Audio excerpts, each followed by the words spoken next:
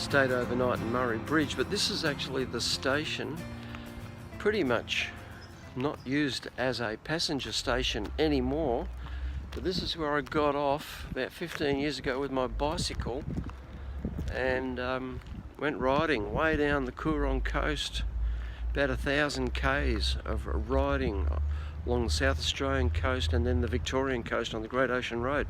It was a great ride, but this is where it all began. And now it's no longer a station. That's just amazing to see it like this at this stage. So anyway, we've got to get in the car, continue on our journey to Yakka. We're going to Yakka.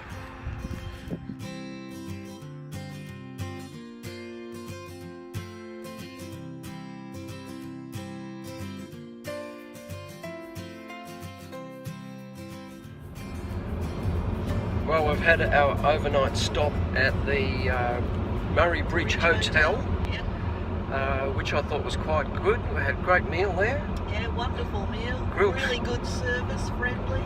Grilled fish and what do you call it? Salad bar where you could have as much salad as you wanted. Salad buffet. Yep. It was very good. Good accommodation. Very happy with the Murray Bridge Hotel. And a lovely glass of a bottle of Adelaide Hills Chardonnay, good stuff. So we love the town.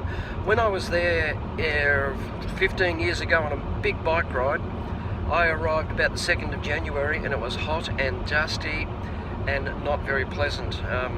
The town was abandoned pretty much because people were on holidays, and it was not very welcoming, and I was glad to get away from there.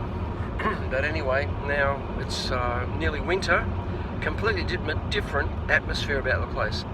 We're now back on the road on our way to Clare Valley, and the country has dried out again. We've got storms approaching, so it'll be interesting to see this dry country. You can probably see some of it out the window there. The dry country is going to get a little bit damp, so we'll see what happens. So it should be a nice drive. We've got about 3 hours of driving ahead of us on a pretty good road. Should be lots of fun. We liked Murray Bridge, great with the river going through.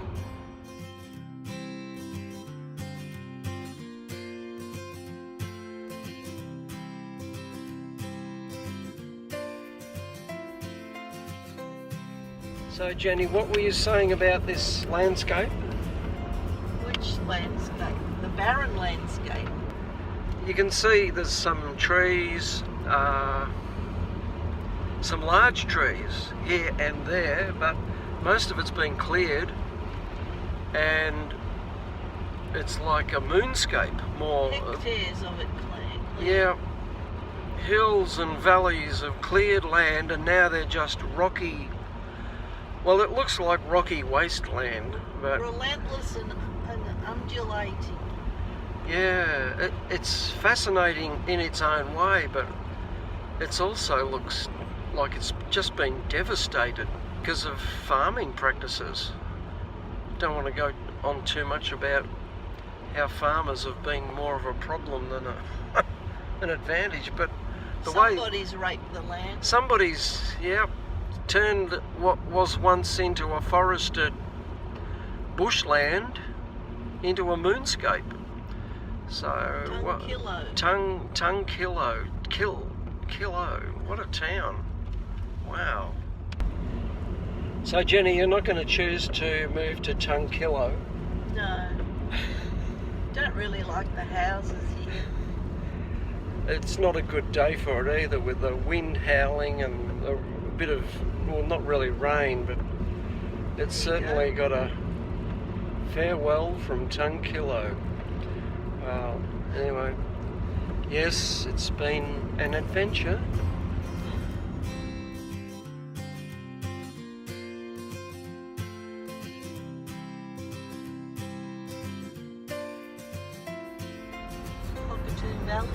Cockatoo Valley. Wow, there's a familiar name.